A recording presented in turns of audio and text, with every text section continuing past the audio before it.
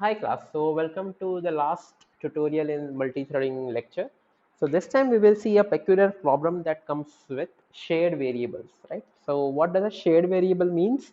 Shared variable is something like a global variable or any variable whose value is shared across functions or function calls, right? So directly delving into the example. So first we will see an ideal case and then we will see how wrong usage of start and join can cause issues. Okay, so here we will see we have a global variable x, fine, and this global variable is incremented in this definition. So you can see we have global x and x plus 1. So this increment function is doing nothing but incrementing the value of this x. Then we have a thread task. So the thread task has only a for loop. What it's a for loop is doing, it is calling the increment function 1 lakh times, right? So you can see this for loop is just calling this increment function 1 lakh times. So if my value of x is 0, on calling the increment function 1 lakh times, it will become 1 lakh, fine. Now what I'm doing, I'm in the main function, I'm having for I in range 10. So I'm executing this for loop 10 times and I'm calling the main task, right? So just I'm calling this particular function 10 times. So now I'm coming to this function which is being called 10 times. Again, I'm uh, referring to the global value of x. And now I'm defining two threads, T1 and T2, right? So T1 and T2 are calling thread task, right? Both of them are calling the same function. And what is thread task doing? It is calling this increment function 1 lakh times. Okay, the logic is simple. So now I'm executing it normally. I'm executing t1 dot start and t1 dot join. So I will wait for the thread t1. So what is the thread t1 doing? It is basically executing the increment function 1 lakh times. Similarly, t2 will do the same thing, and then I'm doing the start and the join, right? One more thing here to realize is that the main task is being called 10 times, and main task is calling the range function 1 lakh times. So total execution will be 10 into 1 lakh, which is nothing but 10 lakh times. So let us see what happens here, right? So you see iteration of 0 basically happens x, and finally what I'm printing the value is the value of increment, right? So you see in each of the case the value of increment goes to 2 lakh, right? Because I think it's 200. Okay, fine. Main task comes here. So main task will basically go to here, right? Basically setting the value 0 every time it encounters. So the value of x is now set to globally to 0. Then I'm calling the thread t1. The moment the thread t1 starts, right? Since I'm doing t1 join, so t2 will not take, the t2 will not execute till t1 is complete, right? The moment t1 will start, t1 basically now is going to task thread. It is incrementing the value of x 1 lakh, right? So the value of x is now 1 lakh. Since it is 1 lakh, now the t1 is executed. Now t2 will again call the same thread. So t2 basically will have the initial value of x as 1 lakh, and again it will execute the loop, right? Because t2 is executing thread task is again calling the increment 1 lakh times. So T1 increments the value, the global value of x 1 lakh times, followed by T2, which is again incrementing that 1 lakh by another 1 lakh. So the value is coming as 2 lakh, right? And since in the main we are calling this range as 10 times, this basically executes 10 times from 0 to 9. I hope it makes sense, right? Since we had t1 dot start and t1 dot join, t2 dot start, t2 dot join, it basically did not do parallelism. It executed one after the other like a normal function. Fine. Now let's see what happens. Now I am doing t1 dot start. In parallel, I am doing t2 dot start. Okay, so now as I saw in the paint, as we have seen, so t1 and t2 will execute in parallel, but the thing here is they both are calling the increment function, and in both the cases increment function is modifying the value of x, right? So in parallel what will happen is like t1 is also doing kind of x plus plus, right? And t2 is also doing x plus plus, right? So if you see, this global variable is shared between two threads, right? This global variable is shared between two threads. and now both will try to basically modify the single value which is nothing but x. So T1 will also try to access it, right? T1 is also trying to access this, and at the same time, let us choose some black color. Okay, T2 is also trying to access this. So now every operating system has an internal locking mechanism also, that the moment if T1 is getting access to x, right? So let's say that at that particular time the value of x was 50. The moment T2 comes, T2 will try to make it 51, right? But now what happens is like x now thinks that okay, the value was 50. Again it will try to increment to 51. Then T2 will think, oh, I have made it 51, now it will make it 52, right? So this is kind of a race condition. You just see the output to get a feel of it, right? See, in some cases you will see the value is properly incremented to 2 lakh, right? But in some cases the value is less, 1,62,000, 1,83,000, 1,93,000. Now why did this happen? See, every time I execute you will see very fewer instances of getting it to the 2 lakh. It has a value lesser. Now why is this value less? The reason is this is called a race condition, right? Now because you have two thread T1 and T2 basically working on the same variable x, right? They are executing independently of one another. So what happened? Let's say the value of x at some point was 10, right? So now T1 comes and T1 makes this value as 11.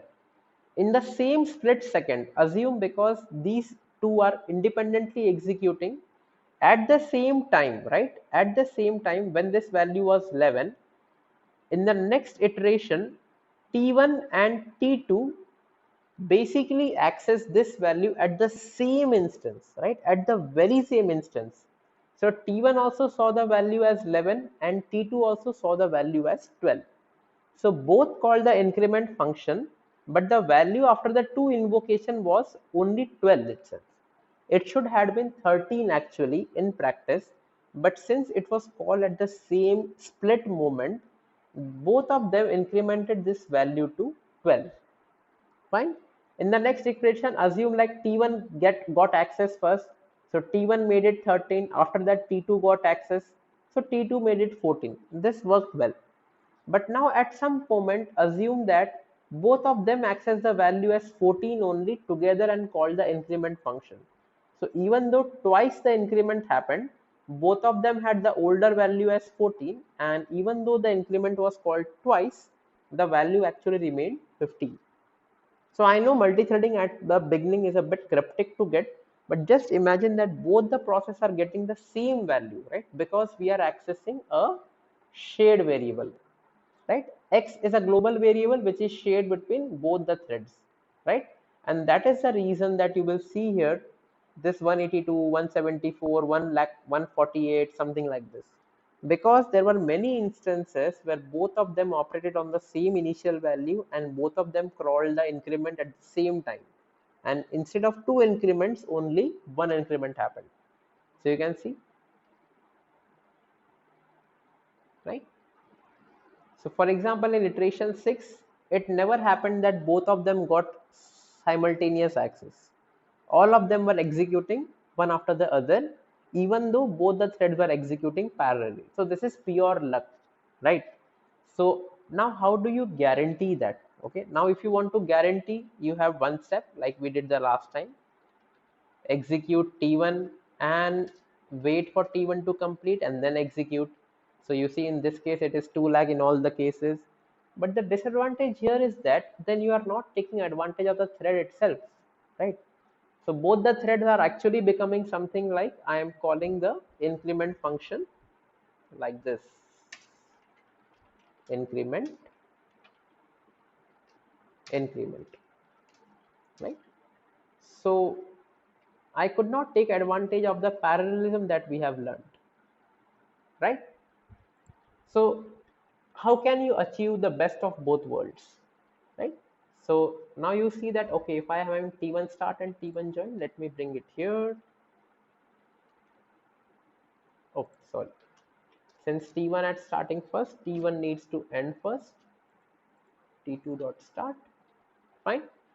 So for that, there is a locking mechanism that is there, right? So whenever you are executing threading programs or whenever you are using multi-threading concepts, the usage of lock is of extreme importance, right? Especially when you are dealing with variables that are shared. See, if for example, T1 is executing task thread and which is incrementing x plus plus, and let us say this was incrementing y plus plus, then there is absolutely no issues, right? Then there is absolutely no issue. Both the programs are independent of each other, they don't touch upon the variables of each other, no issues. But since in this case both are basically working on x, right, we need to take care of locks, right? So we will see in this program the entire logic is same. We have x as 0, we are defining the increment, and we are having a thread task, right? All other things remain the same if you can see the program, except for the lock, right? So now what I am doing, I am first acquiring a lock from the thread module. Now what does this lock do, right? So as we saw in this particular case, there were some instances where both the thread read exactly the same value, both of them incremented, but since their initial values were the same, the double incremented actually incremented only one value. Now what happens when we invoke a lock, right? So let me check this. Okay, right? So what happens here, when you are having a shared variable like x and both the threads are executing simultaneously, before actually incrementing the value, you can see in the increment function, before the increment I am acquiring a lock and then I am releasing a lock, right? So just imagine what happens here. See, you do t1 dot start and t2 dot start, right? So this start, both the start function are basically calling the thread task function. In the thread task function, in this for loop, before calling the increment function, I am acquiring a lock, right? See, what does increment function do? Increment is just incrementing the value of x, right? So now what happens for this entire function, right? What I'm doing, I'm acquiring the lock. So what will happen? So I have the increment function, right? So the moment t1 or t2, whichever, right, whichever is getting access to this first will acquire a lock on it, right? It acquires a lock. So with this lock, what happens is, like, for example, T1 acquired the lock, right? Let me write T1 in the red ink. So T1, let's say, acquired the lock. So now even if T2 is trying to access it, right? Let's say T2 is trying to access it. Okay, let me just choose a different color. So moment it is locked by T1, lock by T1. So now even though T2 is starting in parallel and trying to access it, the system will now deny access to T2, right? The property of lock is that only one thread gets access to a lock at only one particular time. The concept is known as semaphore, but let us not go deep into it. Remember that a lock is a special kind of variable which only one thread will have. Even if your program defines 1,000,000 threads, a lock will be assigned to only one thread at a given time, and until that process releases that lock, the other threads will not get access, right? So now you can see when we are defining a lock here, I am calling both the function just like the last time. I'm invoking the same thread, right? And I'm passing lock as an argument. So the moment I'm calling t1.thread, I'm calling this particular function and I'm acquiring a lock. Now the property of lock is that only one thread can get access to the lock, other will have to wait. So in this particular case, see, now when I acquire the lock, I increment the value and then I release the lock. So at a given time, since the variable x is getting locked by only one of the thread at a time, this increment will never happen that both of them read an older value and simultaneously update. Since the lock is being acquired, the lock ensures that the value of x is either held by thread T1 or held by thread T2. So in this case, because of the usage of lock, even though both the threads are being executed parallelly, because of the locking mechanism, the variable, the global variable X is only held by the thread which has the lock. And the lock has a property that even if you have 1 million threads, a lock will be only captured by a single thread. All other n-1 threads have to wait. And because of that, since the variable, the global variable X was acquired by either of the threads, the increment happens perfectly. So remember, whenever you are using shared variables, make sure that you make usage of locks if you have multiple or a single shared variables across threading function calling. So that's it for the threading module. Thank you for watching. Have a good day.